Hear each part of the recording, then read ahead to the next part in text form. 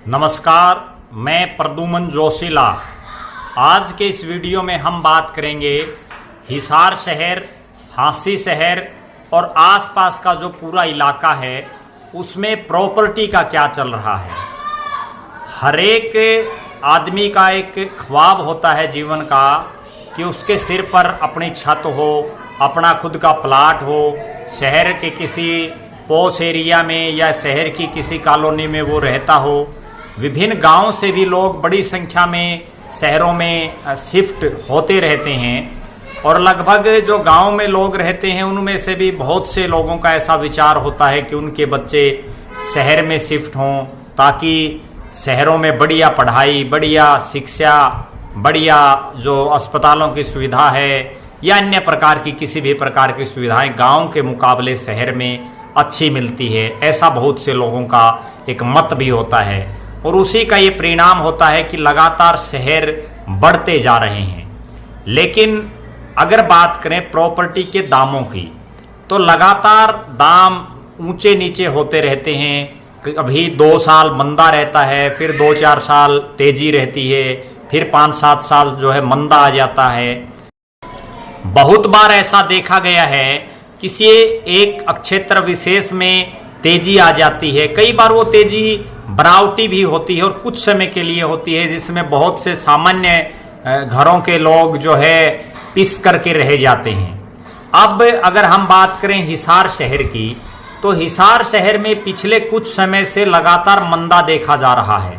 चाहे वो सेक्टरों की बात करें, चाहे वो कॉलोनियों की बात करें, कॉलोनियाँ वैध हों अवैध हों, या चाहे जो है उपजाऊ जमीन की, खेती योग्य जमीन की हम बात करें, तो लगातार रेट गिरते जा रहे हैं। उसका एक बहुत बड़ा कारण जो है वो ये है कि हिसार में पिछले कई सालों से मंदा था। उसके बाद जब से एयरपोर्ट के नाम पर, इंटरनेशनल एयरपोर्ट के नाम पर जो है लोगों को एक तरह से प्रचार प्रसार लोगों में किया गया और उसके बाद जब भारतीय जनता पार्टी के हिसार से सांसद बृजेंद्र सिंह ने लोकसभा में संसद में एक प्रश्न लगाया जिसके उन्होंने पूछा कि हिसार में कोई अंतर्राष्ट्रीय स्तर का हवाई अड्डा बनने जा रहा है, क्योंकि हिसार में जो भी बड़ा नेता सत्ता पक्ष का आता, वो चाहे जेजेपी का, चाहे बीजेपी का या कोई अन्य सरकार से जुड़ा हुआ नेता, तो वो इस अंतर्राष्ट्रीय एयरपोर्ट के नाम पर जो है अपना प्रचार प्रसार करता, कहता कि यहाँ इतना बड़ा एयरपोर्ट बन रहा है जिसमें विदेशों से जहाज आएंगे, बहुत बड़ा एयरपोर्ट होगा, उससे एयरपोर्ट बनने से शहर की प्रगति बहुत बड़ी होगी। और उस अंतर्राष्ट्रीय एयरपोर्ट के चक्कर में लोगों ने जो है सस्ती जमीन को भी काफ़ी महंगे दामों पर उस समय खरीद लिया। लेकिन जो ही वो प्रश्न बृजेंद्र सिंह ने लगाया उसके जवाब में केंद्रीय जो नागरिक उड्डयन मंत्रालय है, जो हवाई जहाज़ों से संबंधित जो मंत्रालय है, उसने ये जवाब दिया कि हिसार में किसी तरह की कोई अंतर्राष्ट्रीय एयरपोर्ट बनने की कोई प्रक्रिया नहीं है, कोई फाइल नहीं है, कोई बनाने का अभी तक सरकार के पास किसी तरह का कोई जो है बनाने की प्रक्रिया नहीं है। उसके बाद से हिसार में प्रॉपर्टी हर रोज डाउन होती जा रही है। हालांकि बीच बीच में कभी कभार इस तरह के बूम छोड़े जाते हैं नेताओं के द्वारा कि हिसार में एलिवेटेड रोड बनाया जाएगा, हिसार में जो है अंतर्राष्ट्रीय एयरपोर्ट बनेगा जिसके बाकायदा जो है फोटो और वीडियो तक भी जो है पब्लिकली आ गए कि इस शेप का जो है अंतर्राष्ट्रीय एयरपोर्ट बनेगा। हिसार में बड़े बड़े कल कारखाने लगेंगे। इस तरह का एक हवा नेताओं द्वारा लगातार प्रॉपर्टी के दामों को बढ़ाने के लिए किया जाता है। लेकिन जो वास्तविकता है वो ये है कि एलिवेटेड रोड भी आज नहीं बनेगा, पता नहीं कितने सालों बाद वो पूरा होगा या नहीं होगा, ये भी एक संशय की स्थिति है। अंतर्राष्ट्रीय एयरपोर्ट के बारे में केंद्रीय उड्डयन मंत्रालय ने बिल्कुल स्पष्ट कह दिया है कि हिसार में ऐसा कोई प्रपोजल उनके पास नहीं है। इसके अलावा हिसार में अगर बात करें प्रॉपर्टी की तो पिछले लगभग 7-8 महीने से हिसार के अलग अलग कोणों में लोग लगातार धरनों पर बैठे हैं। सरकार उनका समाधान नहीं कर पा रही है। एक तरफ तलवंडी राणा में लोग बैठे हैं, दूसरी तरफ हिसार दूरदर्शन केंद्र जो हरियाणा प्रदेश का एकमात्र दूरदर्शन केंद्र हिसार में था चौधरी देवीलाल के नाम से, और वो दूरदर्शन केंद्र चंडीगढ़ शिफ्ट कर दिया गया, उसके विरोध में लोग बैठे हैं। कोई कार्रवाई नहीं, सरकार के कानों तक जू नहीं रेंग रही। हिसार शहर का जो एक सबसे महत्वपूर्ण एरिया है आज़ाद नगर का, उस आज़ाद नगर में एक छोटा सा अस्पताल बनवाने के लिए लोग पिछले कई महीनों से धरने पर बैठे हैं। लेकिन सरकार एक तरफ तो बात करती है एलिवेटेड रोड की, एक तरफ बात कर रहे हैं कुछ एक नेता की इंटरनेशनल एयरपोर्ट की, लेकिन इस तरह की छोटी छोटी जो मूलभूत सुविधाएं जनता के लिए हैं उनको देने से कतरा रही है।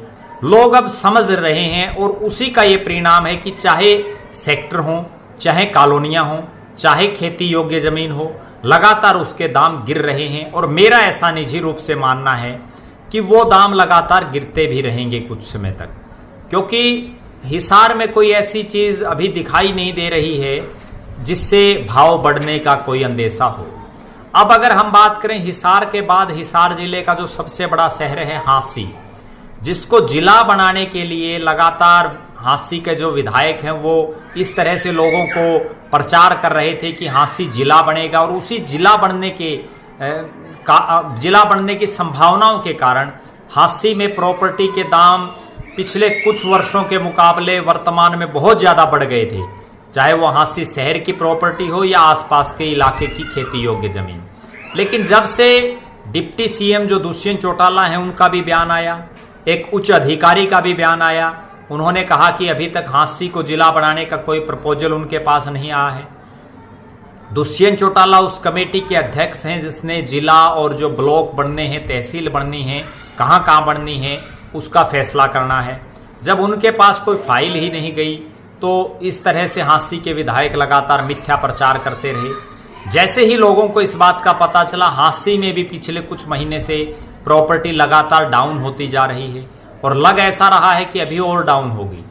इसके अलावा भी अगर देखा जाए हिसार जिले में और हिसार शहर में, हिसार जिले के गांव में लगातार ऐसा मेरा मानना है कि अगले कुछ समय तक प्रॉपर्टी के जो दाम हैं वो नीचे रहेंगे।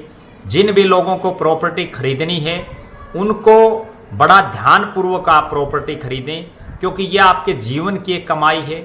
एक आदमी पूरी जिंदगी में जितना पैसा कमाता है वो एक प्लॉट लेने में, एक घर बनाने में जो है उसका खर्च हो जाता है।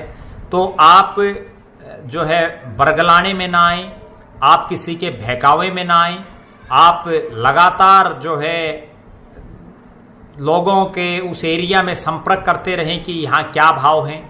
किसी के बहकावे में आकर के अपनी ज़िंदगी की जो एक पूंजी है उसको बिना सोचे समझे कम से कम खर्च ना करें, ऐसा मेरा सुझाव भी है।